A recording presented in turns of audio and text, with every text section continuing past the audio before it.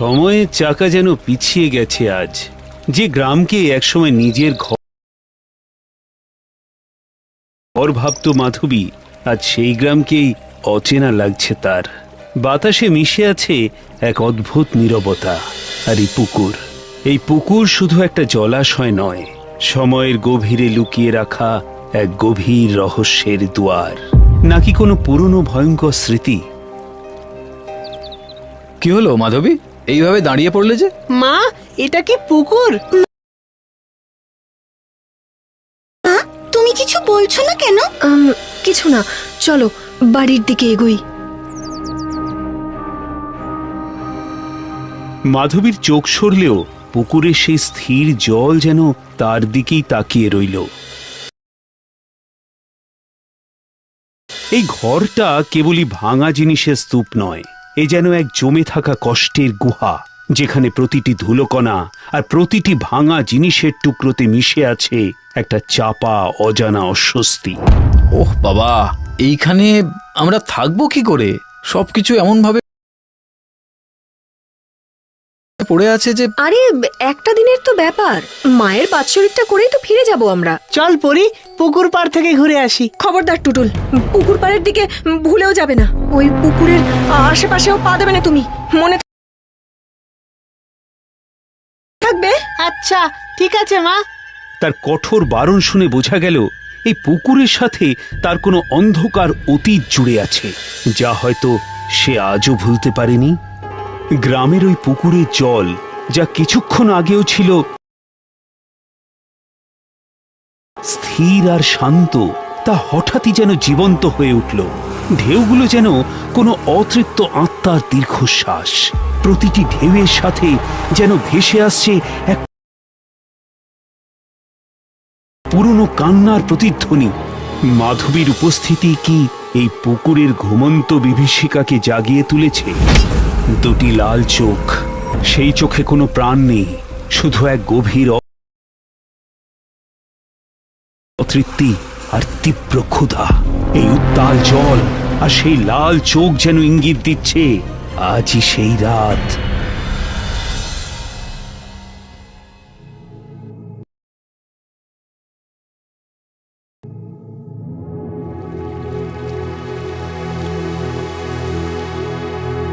এ কি, জল করতে গেল?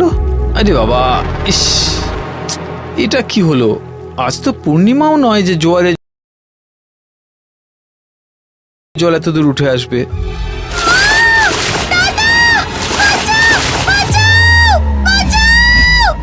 কি হয়েছে? কি হয়েছে পরি? কি হলো?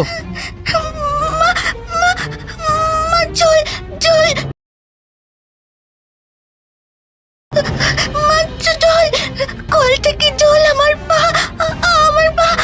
পা বেয়ে উপরে উঠে আসছিল। মনে হচ্ছিল কেউ পা টেনে ধরছে। অত চাপ নিও না তো। আর একটা দিনের তো ব্যাপার। চলো চলো, সবাই তাড়াতাড়ি খেয়ে দিয়ে শুয়ে পড়ো তো। আর হ্যাঁ, কেউ যেন ভুলেও পুকুর পাড়ের দিকে যেও না। রাত তখন বেশ গভীর। বাইরে থেকে হঠাৎ কেউ যেন ডাকতে শুরু করে পরীকে। সেটা শুধু ডাক নয়, যেন এক সম্মোহন, এক অলৌকিক আহ্বান। পরীর মন ঘুমের ঘোরে সেই ডাকের মায়াজালে আটকে পড়তে শুরু করে সহজেই। পরি, পরি, পরি, কে? পরি, খেলবো। কোথায় যাচ্ছি আমরা? পুকুরের পাড়ে দুজনে খেলবো। আমি তো জলে ভয় পাই, আমি যাব না। আয় আয়, কিচ্ছু হবে না।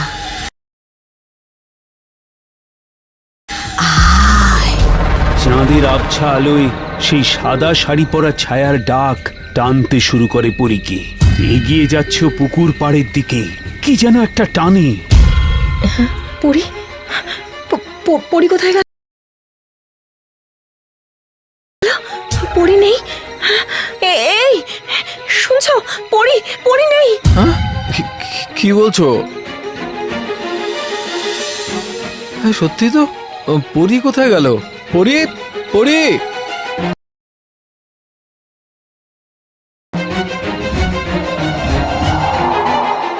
রাতের ঠান্ডা বাতাসে যেন মৃত্যুর গন্ধ। মাধবী আর শ্যামলীর চোখ দুটো বড় বড় হয়ে যায় আতঙ্কে। যে ভয়কে মাধবী বারবার দূরে ঠেলতে চেয়েছিল,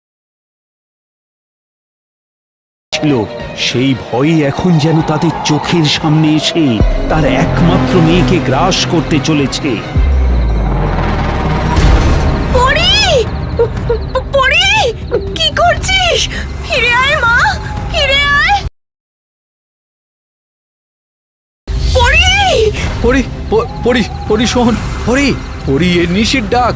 ঘুম থেকে ওঠ মা। পরি, পরি! মাধবী আর শ্যামলের সকল চেষ্টা ব্যর্থ হয়।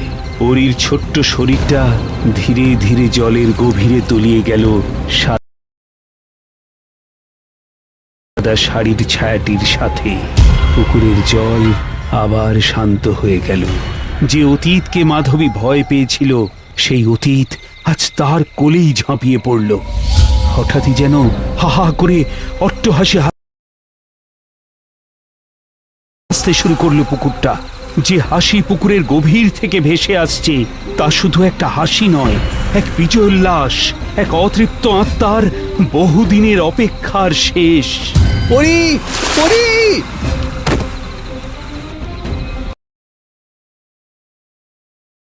এসব, এসব কি হচ্ছে? কি হচ্ছে সব, মাধবী? আমি জানি কি ঘটছে। আমি বুঝতে পারছি, আমি বুঝতে পারছি কে আছে এসবের পেছনে। কিছু সম্পর্ক ভালোবাসা দিয়ে শুরু হলেও হিংসা ঈর্ষায় তা বিষাক্ত হয়ে ওঠে। মাধবী তার মা বাবার ভালোবাসা থেকে বঞ্চিত। তার প্রাপ্য ভালোবাসা যেন তার ছোট বোন কেড়ে নিয়েছিল। মন উঠেছিল বিষিয়ে। তাই সে মনে মনে ঠিক করে নেয়, একদিন সে তার বোনকে এমন ভয় দেখাবে যা সে জীবনেও ভুলতে পারবে না। তার বোন জলে ভয় পেত। তাই মাধবী ঠিক করে নেয়, তার প্রতিশোধের অস্ত্র হবে সেই জল।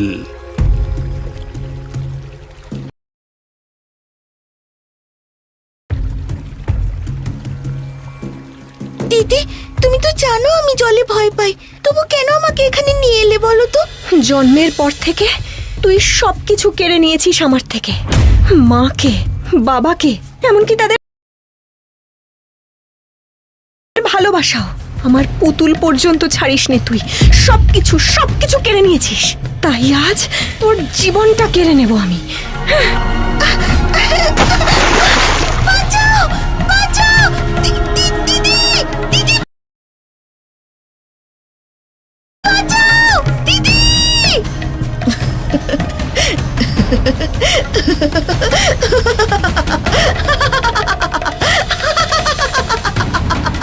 যে হাসি সেদিন মাধবীর মুখে ফুটে উঠেছিল, তা ছিল এক নির্মম প্রতিশোধের হাসি। তার বোনের চিৎকার যেন তার কানে পৌঁছল না। জলের গভীরে হারিয়ে গেল একটি নিষ্পাপ প্রাণ, কিন্তু প্রতিশোধ শেষ হয়ে গেল না। তারপর থেকে মাধবীর ছোট বোনও অপেক্ষা করেছিল আজকের এই দিনটার জন্য। আজ তার দিন, কেড়ে নেওয়ার দিন। বোন, আমি জানি, আমি জানি তুই এখানেই আছিস। আমার মেয়েকে ছেড়ে দে বোন, আমার মেয়েকে ছেড়ে দে।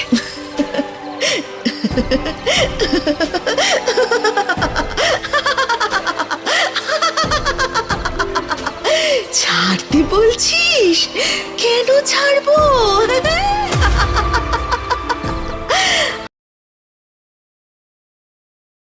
আজ যদি তুই আমায় ডুবিয়ে না মারতিস, তাহলে তাহলে আজ আমারও এরকম একটা সংসার থাকতো। আমারও ছেলে মেয়ে সব থাকতো। সব সব কেড়ে নিয়েছিলি তুই। আমার স্বপ্ন, আমার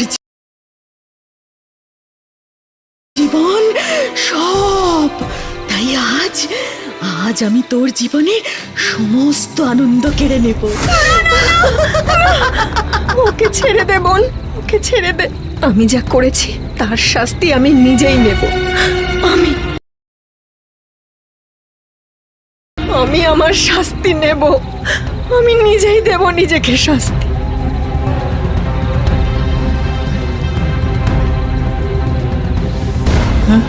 মাধবী, মাধবী কি করছো? কি করছো তুমি? মাধবী! আজ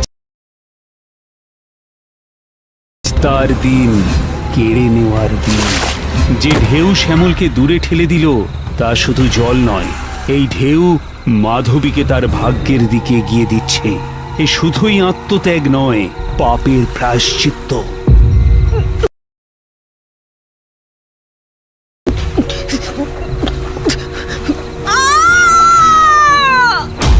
আবার পুকুরের জল শান্ত হয়ে আসে, যেন কিছুই হয়নি। ছড়িয়ে থাকে এক গভীর শূন্যতা, প্রতিশোধ সম্পূর্ণ।